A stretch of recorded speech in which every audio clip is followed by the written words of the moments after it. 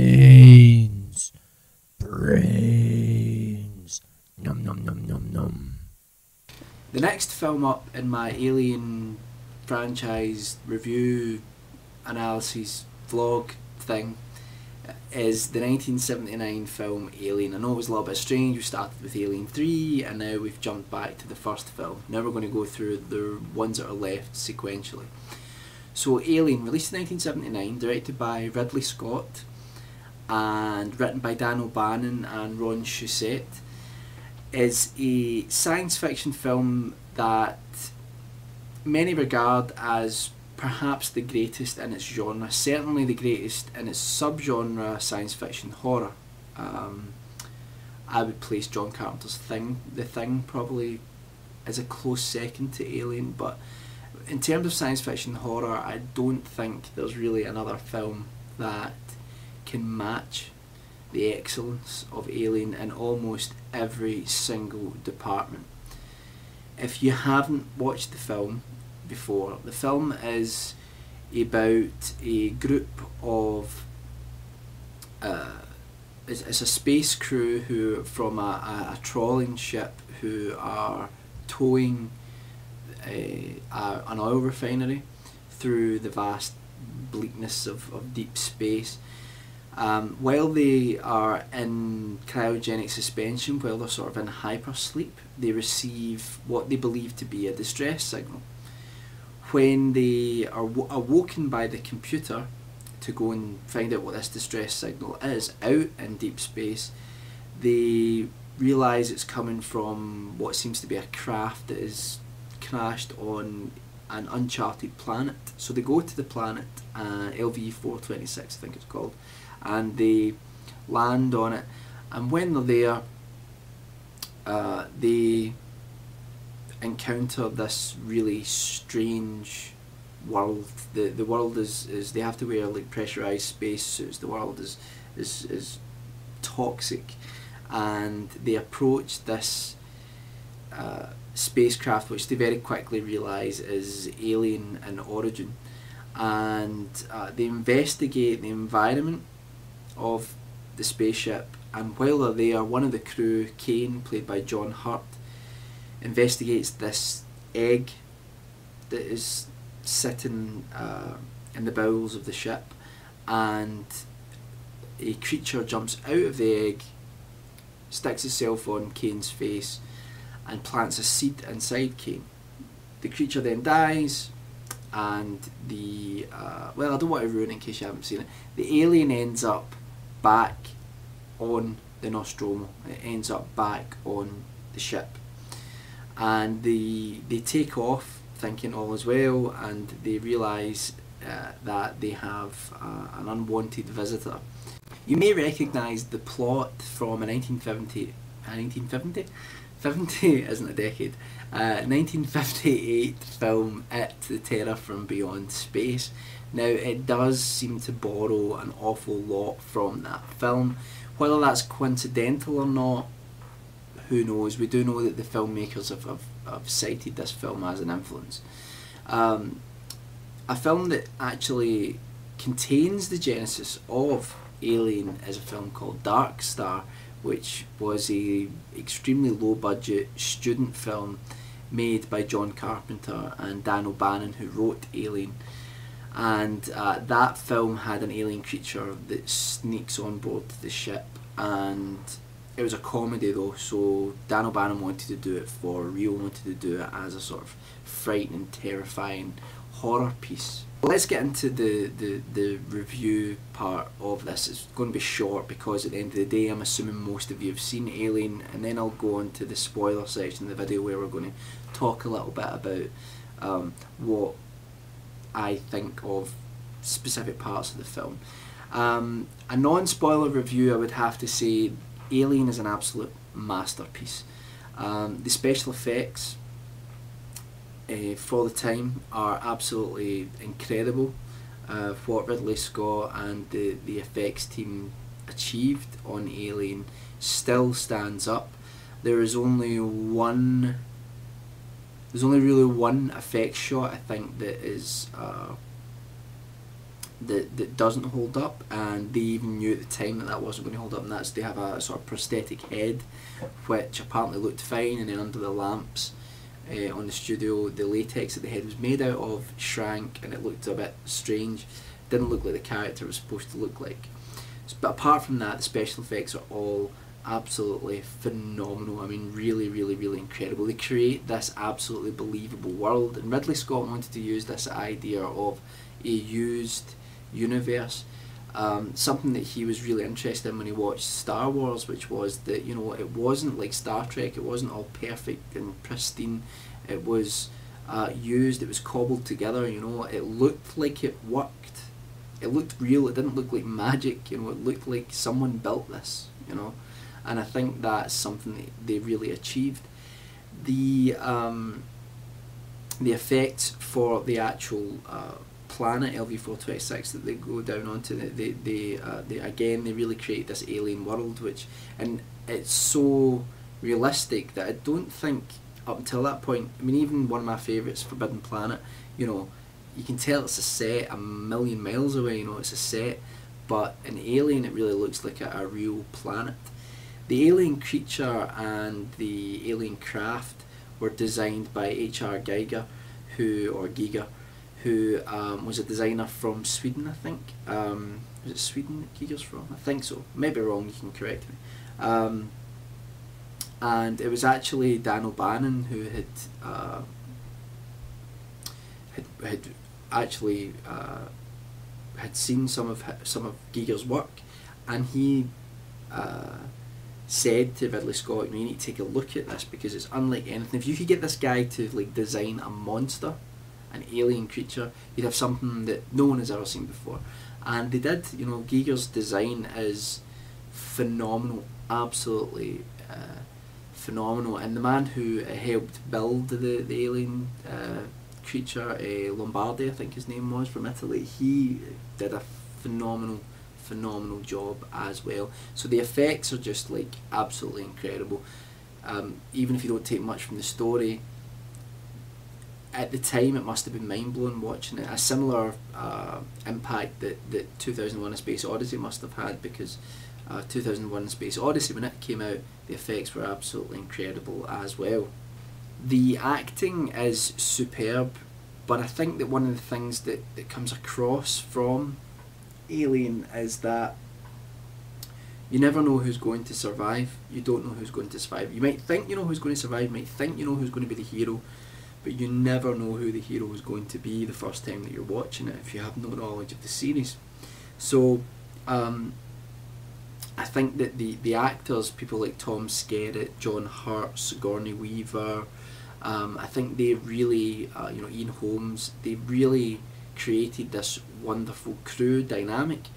The funny thing is that there was never any sort of posturing about trying to build up what the characters actually are, who they are, their backstory, any of that. And they don't try to convey things about their personality through exposition, and I think that's one of the film's strengths. The characters actually really come across as real people, because it's as if the film has came in at a snapshot in their lives, and you're just listening to them having conversations. There's none of this sort of, oh, I have to tell you about this really traumatic thing that went through my life so that my character makes sense to you, the audience. There's none of that. It's just this crew of this spaceship trying to get through the situation that they are in. And you know, when you've got people like Harry Dean Stanton, you know, giving great performances, you know, you know you're on to a winner. So the performances are phenomenal, and they really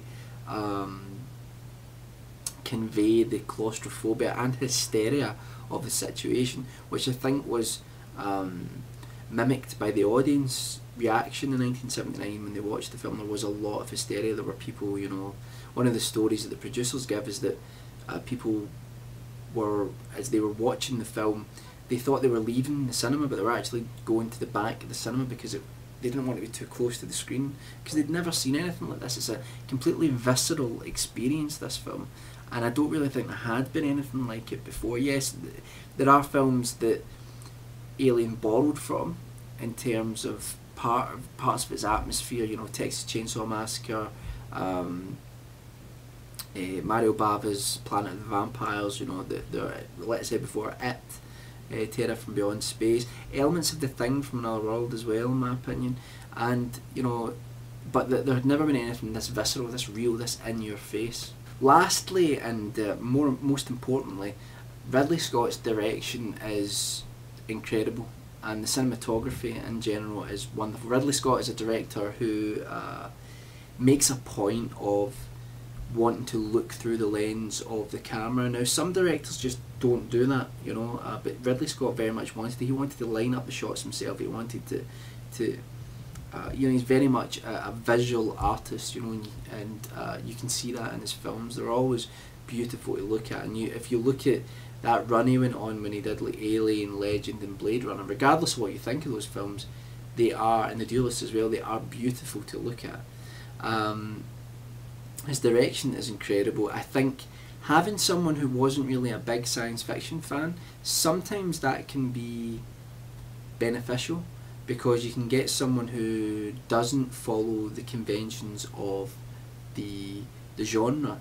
I think it's interesting when you look at something like The Shining. Stephen King always said that, well, because Stanley Kubrick wasn't a horror director, he then fell into all the pitfalls when he made The Shining that a lot of horror film directors had already done. It had all the horror cliches, which, you know, I think most of us would say the opposite is true. Stanley Kubrick had a complete fresh look into the horror genre when he made The Shining and created something, you know, really, really unique and individual. And I think Ridley Scott did that with Alien as well. It's interesting that he then went on to also make Blade Runner at a later date, and he's now returning, well, partially to the franchise and certainly to the science fiction genre with his latest film, Prometheus. I can't speak highly enough of Ridley Scott's achievements in this film to actually put it all together. And Ridley Scott was under an awful lot of pressure when he made this film. People were on his back all the time, and you know, telling him certain sets he couldn't be built and things like that, and try to, you know, interfere with it. Which I think there's a parallel with Alien 3, because the same thing happened to David Fincher. I think the difference here is Ridley Scott won his battles, or at least the battles that mattered when he was making Alien. David Fincher lost the battles on Alien 3. He didn't get to put out the film that he wanted. Ridley Scott did, and you have one film, Alien, which is unanimously loved, and you have another film, Alien 3, where, you know, there are a few people who rate it like I do, but, you know, it is essentially a flawed film. I think the truth in the tale is that, you know, the moral to the tale is that normally if you employ a director, you should probably just let them within the budget do what they want. You've employed them for a reason. Ridley Scott created one of the most claustrophobic, visceral experiences that cinema has ever seen with Alien. Okay, so this is the spoiler part of the video. If you haven't watched Alien, go away now, watch it, then come back. I think most of you probably will have watched it if you're still watching this. So anyway, major spoilers. I think that Alien as a film taps into something that's been said time and time again. It taps into primal fears, and it taps into fears that I think are universal in a lot of ways. You have the idea of male rape when the John Hurt character has the alien seed planted inside him, and then it bursts out from within. I think there is, you know, the fear of male rape, which is something that I think is built into a lot of men. I think where they really fear that situation. I think anyone would fear it, but I think it's very, very much a idea of them losing their strength, you know, to be so vulnerable like that. And I think that is something that is, you know, the film plays on heavily, especially with the chestbuster scene. But that's something that's talked about an awful lot. I also think that there is an inherent fear of pregnancy as well, which I think women watching as well, I think, get that from the whole chestbuster scene and the whole idea of it.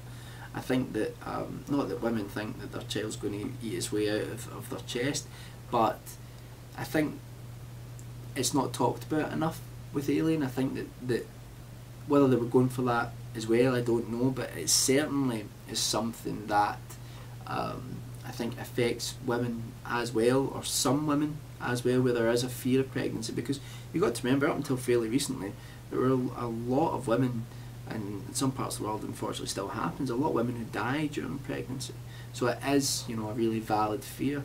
And also the fear of, I suppose, what the life that you're creating is going to become, you know, and we see what life, you know, the alien becomes, which is something truly terrible. You look at the design work done by Giger on the film, it's clear that, along with the chestbuster scene and all that, the film has an overtly sexual nature to it, and these are ideas and themes and, you know, feelings of eroticism which are explored through the design of the alien, with the phallic shaped head and the organ that comes out of his mouth, and exploring the ideas of the negative impact of sexual behaviour, especially I think for like a teenage audience watching something like Alien. I think with many people perhaps having the fear of losing their virginity or their first sexual experience, I think that there is that within the film. I think that is there. I think it is something that on many levels really strikes a chord with a lot of people. You know, the thin line between, I guess, between sex and death that is there and has often been explored. I think that certainly is there within the film and within the aesthetics of the film. I think other themes that are explored within the film are, for example, the fear of technology. We have the Ash character who, you know, the big surprise, the big twist is that he's actually an android, and that he turns on the crew, and that technology can, in of itself, can be dangerous. I think there is the idea as well, the fact that I think that it's inferred by the design of the alien that it's kind of biomechanical in nature, that it was designed by someone and ends up being overtly dangerous. You also have this thing that has been created by human beings, this android, which then becomes dangerous. And I think through both of these parallels that they do explore, you know, really well the idea of fearing technology itself. Many fans of the Alien franchise credit James Cameron with the idea of fearing corporations and exploring commercialism within the sequel Aliens. However, I think that, you know, that is prevalent in Alien as well. It's already there, it was already in the franchise. I think James Cameron just built upon it. I think if you look at the whole idea of, you know, the company's basically said these people are expendable, and that has led to the sort of psychotic breakdown of Ash. I think reading between the lines, it's a similar thing to what happens in 2001, probably spoiler alert for 2001, where there's a computer that comes into conflict because it's given an order to carry out one thing which goes against its programming, you know, and Ash has been given an order to say that the crew are expendable, and he may have, like Bishop and Aliens and the android and Aliens, may have something built into him that's supposed to stop him from harming anyone. I mean, I know Bishop says in Aliens that oh, that would never happen now because they've got this new program, but you never know, you never know. Closely linked to the overt sexuality of Alien, we also have the exploration of gender through the crew. Now, I don't think it's a coincidence that Sigourney Weaver, who I think is a very attractive woman, but she certainly has strengths which I think would have been at the time seen as masculine in a lot of ways. And I think the fact that, you know, she's a big sort of 6 foot tall woman as well, I think has plays its part. I think that if you look at all the different characters, the characters when they were written were not overtly written as male or female. Dan O'Bannon said himself he thought he'd probably end up directing Alien, so he didn't flesh out the characters when he was writing them. He thought he would do that, when he was, working on the film. But if you look at I don't know, just the sort of the way that they are all, like Lambert and the way that Ripley, for example, are dressed, it is a very sort of gender, generic sort of, not generic, sorry, ambiguous. It's very ambiguous when it comes to the sort of gender roles within the ship. And it's never an issue really. I suppose in a way you could argue that the film lets itself down in some ways because Lambert is so hysterical. Then Lambert's character is essential to the film because Lambert becomes so hysterical. Lambert is the audience, and we identify with her, or at the very least we empathise in such a way that we feel the same hysteria that she's supposed to be feeling, and that creates the sort of fear and claustrophobia in watching the piece. There are a whole variety of different ways that you could interpret Alien, and most people have done so. If you go online, you'll find essays and all sorts of things written about the film, and most of the things I've talked about in this video are not news. Most of the things that I've talked about so far have already been discussed, within analyses of the film, about what it means, what it sort of represents, things like that. So I would definitely say that there's a lot out there. So if you love the film, go out there and read up on it, because there's some great stuff out there on it. I think that the film works on an absolute primal level. It's, as I keep using that word, visceral, and it just is. That best describes the film. It's claustrophobic. It creates an oppressive atmosphere in the audience, in my opinion, as you're watching it, and that's achieved through just the general artistry throughout the film, from all the set designs and the way the film was shot, all the different special effects, the performances from the actors and actresses, the soundscape, the soundtrack, everything, every single part of this film is brilliant. And I think as much as Ridley Scott is the primary reason for it being so good, I think that he was lucky to have so many great individuals working with him, on the film. One of its strongest aspects to me has always been the mystery behind the alien, behind where does it come from, the ship on the surface of LV-426, and that ship that they go into, the space jockey, the creature that seems to be attached to the chair, somehow maybe piloting the ship. There's a mystery, there's a magic to it. I think, and maybe unfortunately from my point of view, they may be about to reveal what all of that was about, and I think that's a big mistake, because I think that's part of what makes Alien so frightening, because it works kind of in a similar way when you see a film that has perhaps something that's demonic. You're not really sure of what sort of world this thing comes from, and that's why it works. It's the fear of the unknown. It's what is this thing? I think there's also quite interestingly a slasher aspect to Alien, which is interesting because Ridley Scott looked at loads of horror films, and really the one that stuck with him was Texas Chainsaw Massacre. He said, this is it. This is a film that really gets to its audience, and this is what we've got to do with Alien. And although the film is very, it's a very different subject matter, I think there's a lot of Texas Chainsaw Massacre in the film in terms of how organic the sounds and the textures of the movie, and the scenes with the chains swinging, it reminds me of Leatherface's sort of meat hooks.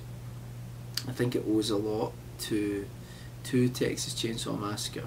and those sorts of films. And like I say, it's interesting because there's a slasher element. You know, you could replace the alien with, you know, Michael Myers or a guy in a mask, you know, kicking about the ship, and in the dark picking people off. It wouldn't be as frightening and it wouldn't be anywhere near as good, but it still has that element to it. And it also has the element of being a haunted house film. I'm a big fan of the haunted house genre. Anyone that's been on the forums or talked to me knows that. And the spaceship, the Nostromo that they're in, is essentially a haunted house, you know, where things go bump in the night, and you can look into the darkness. There's probably nothing in there, but what if there is? You know, there's this one thing on the ship. It could be anywhere. You know, it's probably not there, but it could be. You know, and I think that's one of the reasons that the film works as well. As much as it's a departure stylistically from most things that came before it, it's grounded, you know, within the horror genre. Absolutely. A lot of people don't like to call it an outright horror because the horror genre, you know, genre films in general don't get the respect that they deserve, and horror is at the bottom of the pile when it comes to respect. At least there are some science fiction films that people hold up as, you know, the greatest films ever made. A lot of people have difficulty, a lot of critics especially have difficulty evaluating horror films and really seeing their worth. So when something like Alien comes along, which has obviously a heavy science fiction aspect to it, critics sort of talk that up more than they talk the horror aspect of the film. You know, to me it's more of a horror film than it is a science fiction film. It is both, but it's more horror than anything else, because like I say, it's got elements of the slasher genre, it's got elements of the haunted house genre, you know, it's got elements of the monster movie, you know,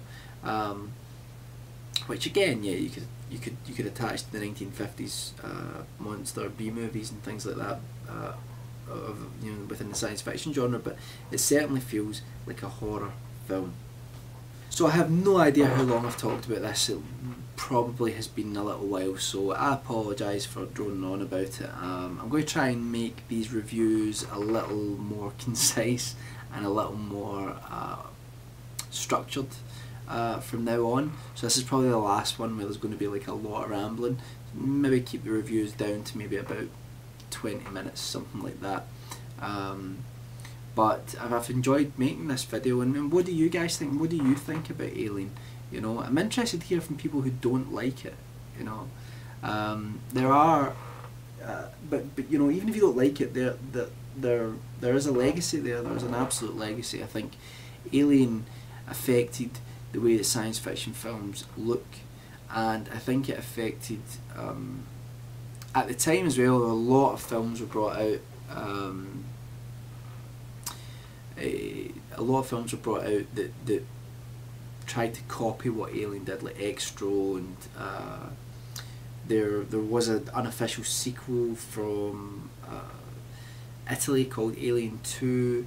There's this film called Horror Planet from Britain, which shares a lot with Alien.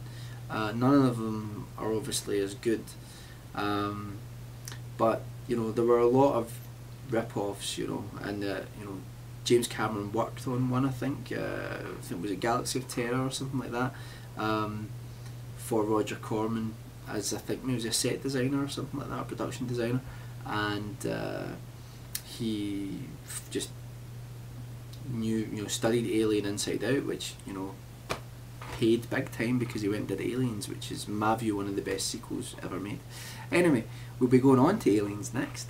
Did you see that segue? Did you see it? That was good. I was professional. I'm not professional. I'm not that professional. We'll be going on to Aliens next, and yeah, what do you think of Alien? Let me know if you don't like it, by the way, because I really would like to know your thoughts. How can you not like it? Weird.